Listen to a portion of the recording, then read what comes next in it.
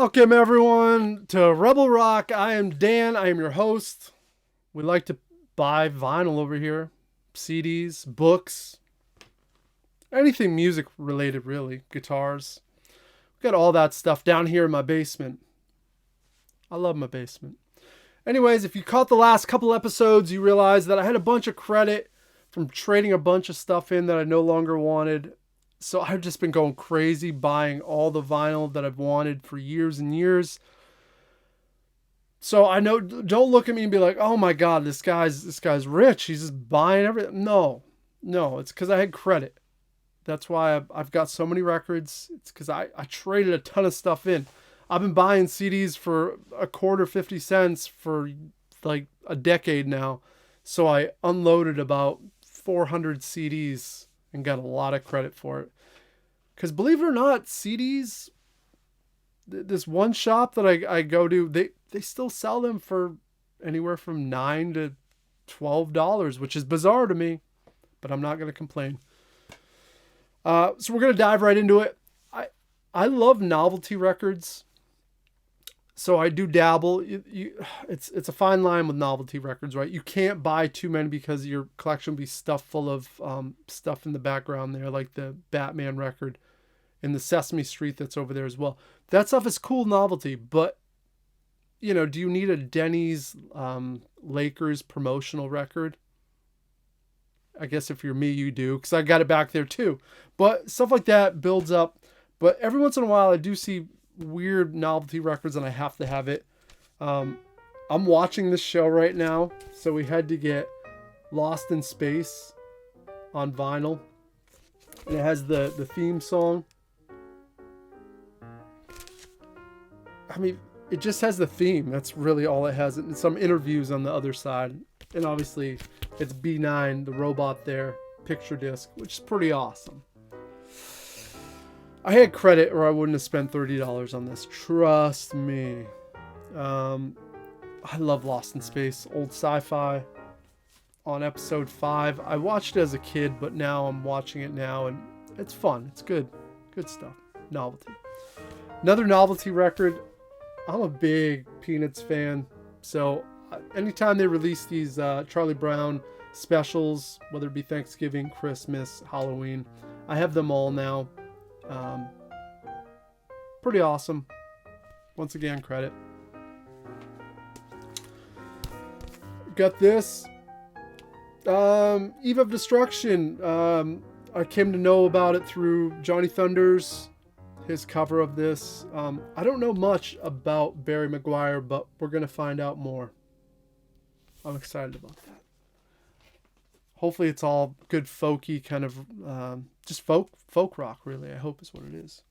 I had to have this. I had the CD, but man, growing up, Iron Maiden, if you had the posters, you were the man.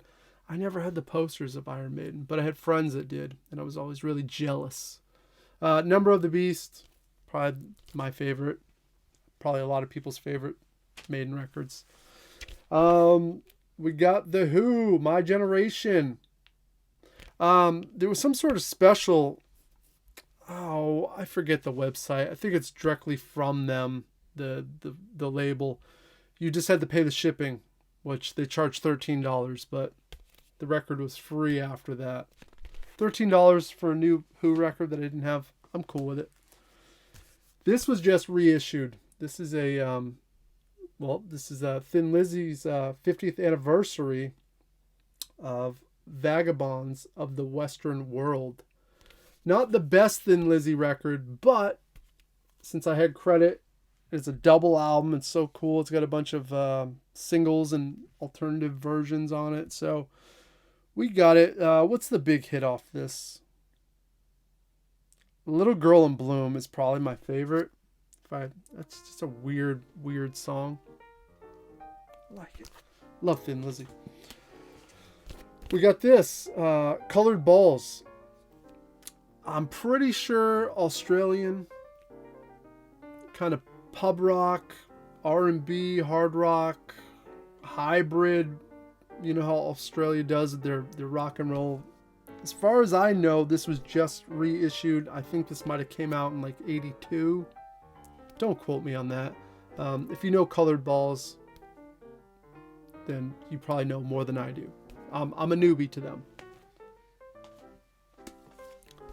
Record Store Day, second album from Buckcherry. This is, I mean, not my favorite. I love the first Buckcherry record, but I had the credit, so I was like, yeah, let's snag this up. Riding was the big hit. Whatever. It got real bad after the second album, I'll tell you what. And now, don't even get me started with Buckcherry. Deafheaven, if you watched the last episode, I showed you one of their records, their big one. This was, I believe, the follow-up to their second album, so this maybe is the third album, but this is the one that I've been listening to a bunch, and I love it. If you didn't, Deafheaven is a black metal shoegaze band. Also picked up their first album. And the last one for this episode we picked up was Joan Jett, Bad Reputation. Obviously a reissue. I'd like to find an original pressing, but it's kind of pricey. This is the one you don't see as much. Man, look how young she is right there. Fucking badass. I actually met her one time. We were in the studio recording, and she was rehearsing at the same studio before us, so she was coming out as we were going in, and I nerded out. I said, Joan, I love you. Can I have a photo? She said yes. She's very kind, even though we heard her screaming at her band. She was losing her damn mind. It was awesome. It was really awesome. Joan Jett, love her. That's going to wrap it up, guys. Let me know in the comments down below anything that caught your eye, what you've been snagging up. Until next time, do what you do, and toodaloo.